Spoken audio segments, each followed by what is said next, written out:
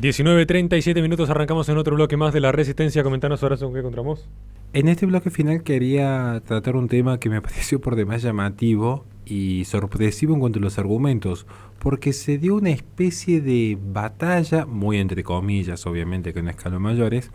entre Greenpeace y Repsol, algo que parecía ya haber sido superado en el tiempo, muy por el contrario, se halla más vigente que nunca. Voy a empezar citando en este sentido lo que ha dicho el CEO de Repsol a un ecologista que exigía a la empresa abandonar la actividad. Literalmente le dijo en la cara: en el 2100 seguiremos usando petróleo. Es que Repsol celebró viernes pasado la Junta General de Accionistas con el objetivo de ratificar la actualización de su plan estratégico relativo a la transición energética de cara hacia el año 2030. Una cita que ecologistas han intentado boicotear con protestas en el exterior bajo la pancarta culpable número uno de la crisis climática, y sin ver que de hecho son muchas petroleras como la de Rockefeller o la de Getty las que financian organismos ecologistas como Just Stop Oil o Stop Ecocide. Ya en mis conferencias y en nuestros libros hemos explicado el por qué se da esto que pareciera contraintuitivo. Lo cierto es que mientras se realizaba esta Junta General de Accionistas de Repsol, que intentan buscar una suerte de transición no energética, sino discursiva para ayornarse a los tiempos modernos, muchas ONG han utilizado el mecanismo del escrache en las puertas del exterior para de esta manera reprochar contra lo que es el uso de petróleo. Allí donde aparece una activista de Greenpeace de 25 años que ha sido la más crítica, instando a Antonio Bruffaut, a John Imas y al resto de la cúpula de la energética a dejar de vender gas y petróleo, y cito, para alcanzar un futuro habitable. Vuelvo a citar: el petróleo y el gas verde no existen, han exclamado en la denuncia bajo lo que se llama una farsa climática, y reclamado un futuro renovable, descentralizado y ciudadano. Pareciera que las revoluciones masónicas de Francia se trasladan ahora al campo ecológico. Y con una corbata verde es que aparece contestando irónicamente Bruffaut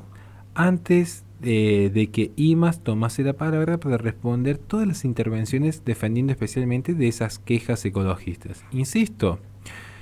ahora aparecen y dicen lo siguiente: dicen que son sostenibles, sociales y éticos pidiendo que dejemos de producir petróleo y gas. ¿Cómo va a llenar este mundo sus necesidades de energía? Ha arrancado el directivo señalando esta falta de seguridad de suministro de energía accesible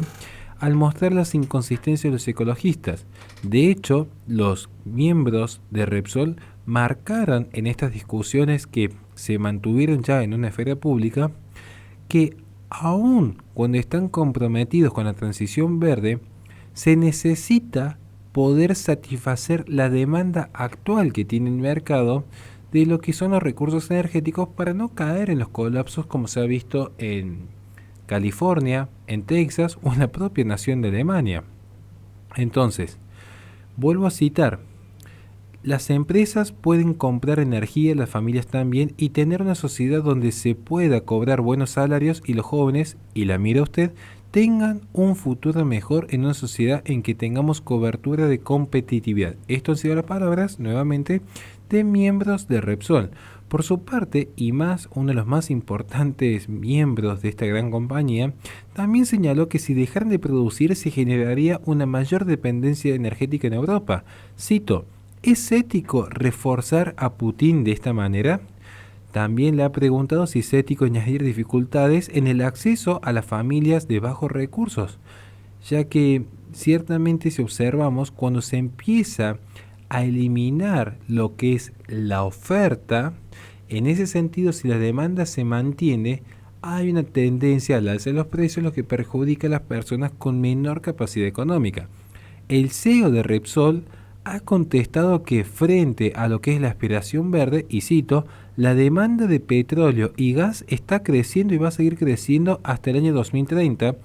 mientras si hacemos lo que dicen y no hace falta ser doctor en Harvard, el precio va a aumentar y va a impactar en las familias europeas que tienen dificultades para pagar las facturas energéticas y en las industrias, y por lo tanto el empleo industrial, recordando los puestos de trabajo que ya se han perdido. No es ético cerrar los ojos ante la realidad social de las familias y las empresas que no pueden pagar. Esto en términos del CEO de Repsol, creo yo, a mi humilde entender desde mi visión conservadora, que es totalmente cierto y válido. Nadie racional podría negar lo benigno que sería cualquier tipo de transición energética siempre que esto repercuta no solo en un beneficio a corto plazo en términos económicos, sino a largo plazo en materia de sostenibilidad. El problema es la forma en la que se da esta transición energética. Si surge de manera espontánea y ordenada por la propia sociedad, o si es impuesto por un pequeño grupo de activistas que están siendo financiados por una determinada élite para volver a las naciones emergentes dependientes de ciertos modelos económicos arbitrarios y verticalistas. Por eso, y más, también ha reprochado a gente ecologista, y cito, como ustedes, desde su ideología cerrada, y se ha abierto a la defensa de lo que es la propia industria del petróleo, ya que IMAS considera que estas ideologías cerradas, en referencia al ecologismo, defienden los intereses del lobby eléctrico, que por cierto también generan sus lobbies igual que las petroleras. Yo no he visto en ese sentido a los ecologistas ser coherentes en criticar todo tipo de lobby político y empresarial dentro de las esferas públicas. Un lobby eléctrico que también implica incrementar las emisiones de CO2, como se logró demostrar en el año 2023. Al respecto, de Repsol han señalado cómo las presiones para no invertir en proyectos relacionados con el gas y el petróleo en países emergentes que quieren desarrollar sociedades a base de estas industrias,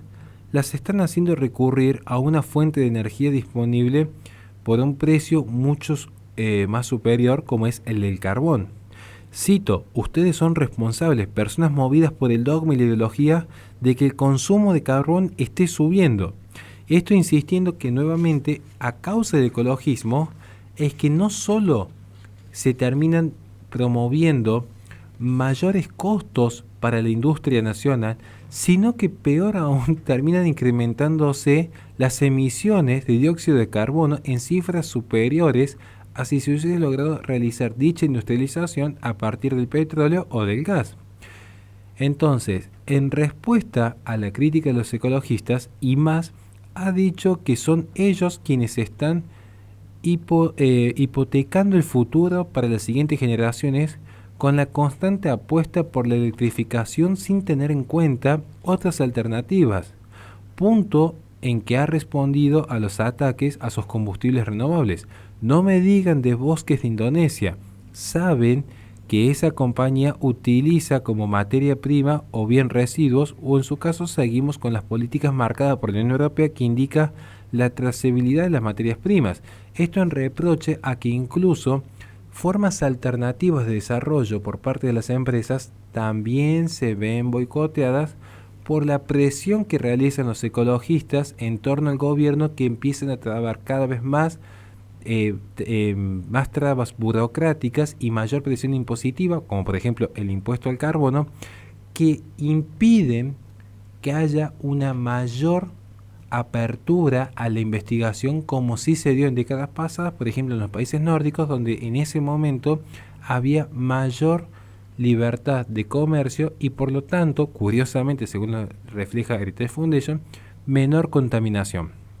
Cierro diciendo que tras enfatizar que esta casa va a seguir descarbonizando, también ha avisado de que seguirán produciendo petróleo y gas porque el mundo lo necesita. Esto lo dijo nuevamente esta persona responsable de dar la cara frente a Repsol, y ha avisado de que el año 2100 va a haber mucho uso de petróleo, antes de apuntar que la moqueta está hecha con petróleo, la silla está hecha con petróleo, las palas de los aerogeneradores están hechos con petróleos, la carrocería y los coches eléctricos cada vez van a tener más petróleo porque habrá que bajar su precio. y esto demostrando nuevamente que la dependencia del petróleo es necesaria incluso por la transición energética. Entonces, Simas concluye insistiendo que en vez de criticar desde esa cerrazón ideológica que contribuye al uso del carbón y que termina penalizando el empleo de la industria que crea cohesión social, que termina penalizando a las familias más vulnerables, deberían al menos entender la posición de aquellos que están buscando verdaderamente el bien común a base del realismo. Y por eso zanjó diciendo, les pido que reflexionen. Esto es lo que yo tenía para compartir esta semana en lo que refiere en una nueva fractura en torno al ecologismo. Le recordamos a la gente que este programa es sobre el canal de YouTube de La Resistencia Radio, donde en la descripción de los videos tiene nuestra plataforma Patreon, donde pueden apoyarnos para que podamos seguir haciendo este tipo de contenido. Nos despedimos y nos vemos en próximos programas de La Resistencia.